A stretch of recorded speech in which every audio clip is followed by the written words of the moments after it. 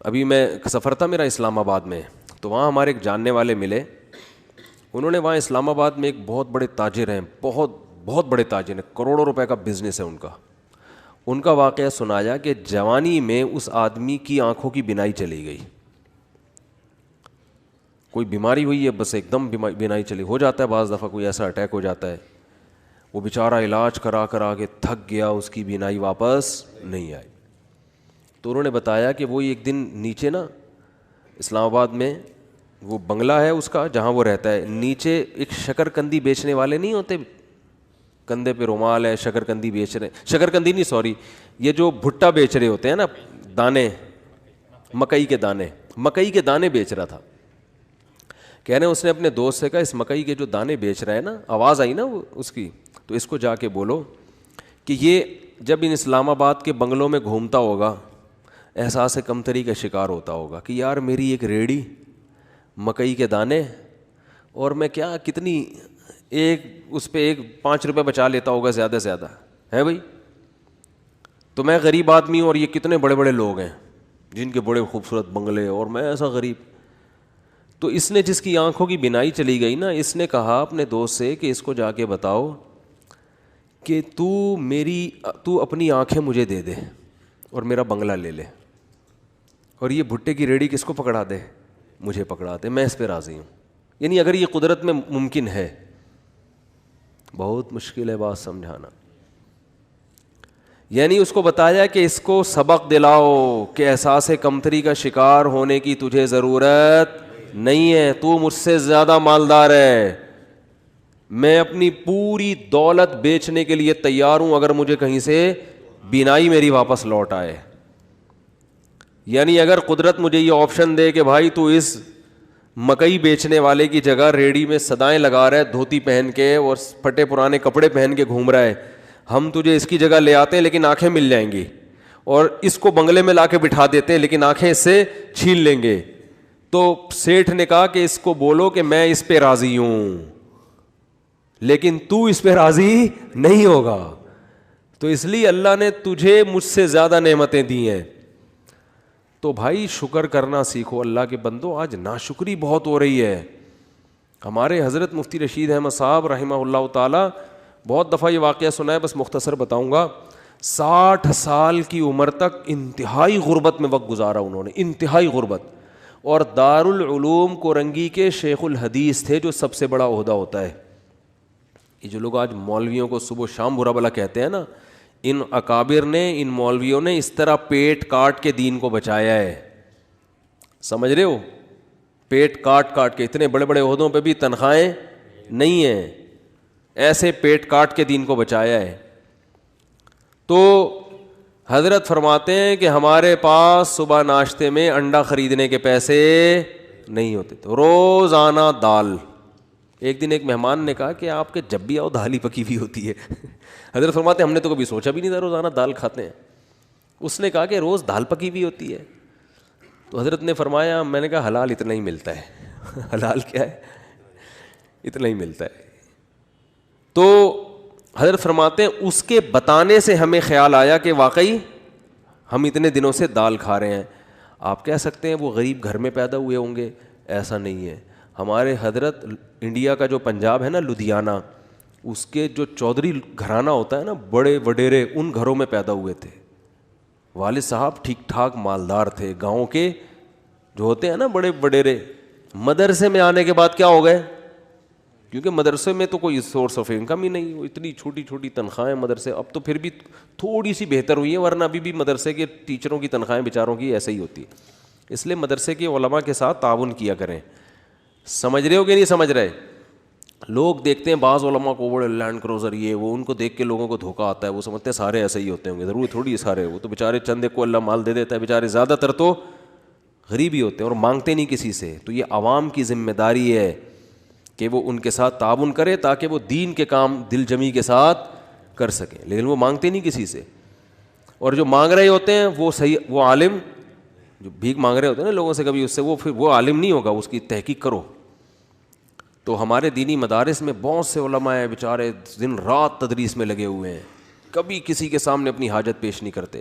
تو ہمارے حضرت فرماتے ہیں کہ ان حالات میں جب میرے پاس انڈا خریدنے کے پیسے نہیں ہوتے تھے اور میں سال میں ایک مرتبہ اپنے شیخ کی زیارت کے لیے لاہور جایا کرتا تھا, تو وہ جو سال میں ایک مرتبہ ان کی خدمت میں جاتے تھے تو ہر مہینے تنخواہ سے تھوڑے تھوڑے پیسے بچا کے سال میں ایک مرتبہ اس قابل ہوتے تھے کہ بس یا ٹرین کا کرایہ جمع ہو جاتا تھا ان کو. لیکن آپ دیکھو اہل اللہ کی صحبت کی اہمیت کتنی تھی, کیونکہ اگر یہ صحبت نہ ملتی نا تو پھر غربت میں یہ توکل نہیں ہوتا. تو اپنے شیخ سے ملنے کے لیے جایا کرتے. ہمارے ہاں بزرگ ہوتے ہیں اس لیے ہم بزرگوں کی زیارت کے بھی قائل ہیں. بعض لوگوں کے ہاں بزرگ کا سیٹ اپ ہی نہیں ہے, بزرگی کا سسٹم ہی ختم ہو گیا ان کے ہاں. تو جن کے ہاں ہوتا ہے ان کے ہاں یہ سارے سیٹ اپ ہوتے ہیں, ٹھیک ہے نا, کہ وہ اپنے بزرگوں کی زیارت بھی کرتے ہیں. بعض لوگوں نے ہر بزرگ میں اتنے کیڑے نکال لیے کہ معاشرے سے بزرگوں کو ہی کیا کر دیا ہے, بزرگی معاشرے سے شارٹ ہو گئے ہیں. ایسا نہیں ہوتا, ہر دور میں بزرگ ہول سیل کے حساب سے رہیں گے. تو خیر, تو حضرت فرمایا کرتے تھے اس کنڈیشن میں میں اپنے آپ کو دنیا کا سب سے بڑا سیٹ سمجھتا تھا. فرماتے ہیں کہ میں یہ حالات بیان کرتے ہوئے بھی ڈر لگ رہا ہے کہ ناشکری نہ ہو جائے. پھر اللہ نے 60 سال کی عمر کے بعد حضرت کو بہت پیسہ دیا, پھر اسٹائل ہی چینج ہو گیا تھا حضرت کا. بھائی جب اللہ نے غریب رکھا ہے تو غریبوں کی طرح, جب پیسہ آیا تو پھر وہ حدیث ان اللہ یحب ان یرا اثر نعمتہ علی عبدہ, اللہ چاہتے ہیں کہ جب اللہ نے کسی کو نعمت دی ہو. صحیح بخاری کی حدیث ہے کہ ایک صحابی کو دیکھا پراگندہ حال, پوچھا کیا تمہارے پاس پیسہ نہیں ہے؟ فرمایا ہاں. تو فرمایا کہ نظر کیوں نہیں آ رہا؟ تو امیر آدمی کی سواری, امیر آدمی کا گھر, امیر آدمی کا لباس اور امیر آدمی کی خوراک, ان 4 چیزوں سے پیسہ جھلکنا چاہیے. سمجھتے ہو کہ نہیں سمجھتے؟ اگر آپ کو اللہ نے خوب پیسہ دیا ہے اور ہونڈا 50 رکھی ہوئی ہے آپ نے اور اس پہ گیس لگوائی ہوئی ہے تو یہ نعمت کی ناقدری ہے, یہ سادگی نہیں ہے. اگر آپ کو پاس ٹھیک ٹھاک پیسہ ہے اور آپ لنڈے کی پینٹیں پہن کے گھوم رہے ہو تو یہ نعمت کی ناشکری. کھانے کے لیے آپ کے پاس ٹھیک ٹھاک پیسہ ہے اور آپ انڈے والا برگر تلاش کرتے ہو, یا تو پسند ہی انڈے والا ہو تو ایک الگ بات ہے, پیسہ ہو پھر بھی انڈے والا برگر کھا رہے ہو, تو یہ قناعت نہیں ہے, یہ سادگی نہیں ہے, یہ کنجوسی ہے. کنجوسی, اٹ از کالڈ کنجوسی. اگر آپ کے پاس پیسہ ہے اور آپ بیگم کو بھی ہر وقت کیلکولیشن کر کے نا اس کو حساب لیتے رہتے ہو کہ کتنے انڈے کھائے آج تو نے. بعض لوگ ایسے بھی ہیں کمبخت, بالکل ہی پاگلوں کی طرح زندگی ایک عذاب بن ڈالا ہوا ہے بچوں کو اپنے. ایک خاتون نے بتایا کہ میری ساس نگرانی کر رہی ہے, 2 روٹی کے بعد تیسری کا حساب ہوتا ہے, 2 کے بعد تیسری پکنا کیا ہے؟ منع ہے. اگر غربت ہے تو بھائی پھر تو اللہ کا بس یہی پھر نعمت ہے اللہ کی, یہ شکر کرو مل تو رہا ہے. لیکن اگر پیسہ دیا ہے تو حدیث میں آتا ہے اللہ یہ چاہتے ہیں کہ وہ نعمت کے اثرات بولو بھائی نظر آئیں. ہاں فخر نہ ہو, غریبوں کو نیچا دکھانے کے لیے نہیں کہ وہاں جا کے کالر اونچر کر کے دکھا رہا ہے میری گھڑی دیکھو میری بھی گھڑی ہے, ٹھیک ہے نا, میرا لباس اور میرے پیسے, یہ نیچ دکھانے کے لیے تو یہ تو حرام ہو جائے گا, فخر کے لیے حرام ہے. اور اس سے اترائے نہیں آدمی, یہ سمجھے اللہ کی طرف سے بھیک ملی ہوئی ہے, اچھے کپڑے پہن لیے بھائی اللہ نے دیا نا. کسی کو بھیکاری کو آپ 3 پیس سوٹ ٹائی پہنا دیں اور اچھا انڈے والے سے ہٹا کے زنگر برگر کھلا دیں, اس کو پیزا کھلا دیں تو وہ کھائے گا شکر کر کے, تواضع پیدا ہوگی, فخر نہیں کرے گا. تو یہ اللہ نے بھیک میں دیا ہوا ہے ہمیں, کسی کو لینڈ کروزر دے دی تو وہ فخر نہ کرے, بولے بھائی اللہ نے مجھے دی ہے, میری اپنی تھوڑی ہے, یہ اس کو رکشا دے دیا, مجھے کیا دے دی؟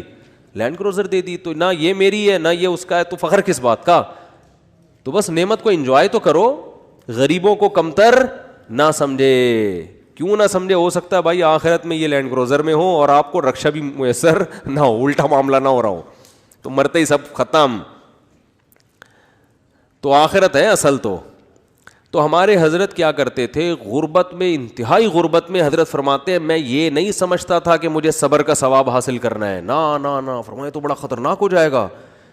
جب کوئی ٹینشن میں ہوتا ہے تو ہم کہتے ہیں صبر کرو ثواب ملے گا, ایسا ہی ہوتا ہے نا.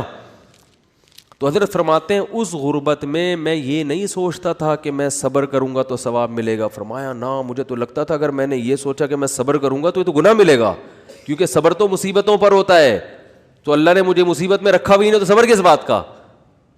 تو فرماتے تھے میں یہ سوچتا تھا کہ میرے اللہ کا اتنا فضل, وہ میرا 2 وقت روٹی مجھے دے دیتا ہے, 2 وقت کی روٹی مجھے بولو بھائی مل جاتی. فرماتے ہیں میرا گھر بھی ذرا غریب علاقے میں تھا, دور تھوڑا لوگوں سے, تو فرماتے ہیں میں سوچتا تھا بادشاہ ہمیشہ پبلک سے ذرا ہٹ کے رہتے ہیں, اسٹائل ہے ہمارا, پبلک میں نہیں رہیں گے, تھوڑا سا ہٹ کے, مزاج شاہانہ ہے نا. لیکن اس حالت میں بھی ایسا شاہانہ مزاج, ایسے رہتے تھے لوگ آ کے قرضہ مانگا کرتے تھے حضرت سے, وہ سمجھتے تھے بہت بڑا اسٹیٹ ہے کوئی. اور حضرت کو گرینری کا شوق تھا, پودے لگانے کا شوق تھا, تو پودے لگانے کے بعد نا پانی دینے کے لیے وہ نہیں, خریدنے کے پیسے نہیں تھے, وہ نہیں پودوں کو پانی دیتے, وہ کیا ہوتا ہے فوارہ ہوتا ہے نا, تو کہتے ہیں ہم نے پھر جگاڑ کر کے کیلیں ٹھوک ٹھوک کے ایک اپنا گھر میں فوارہ بنایا ہوا تھا, ٹھیک ہے نا. تو پھر جب اللہ نے پیسہ دیا تو پھر ہٹو بچوں,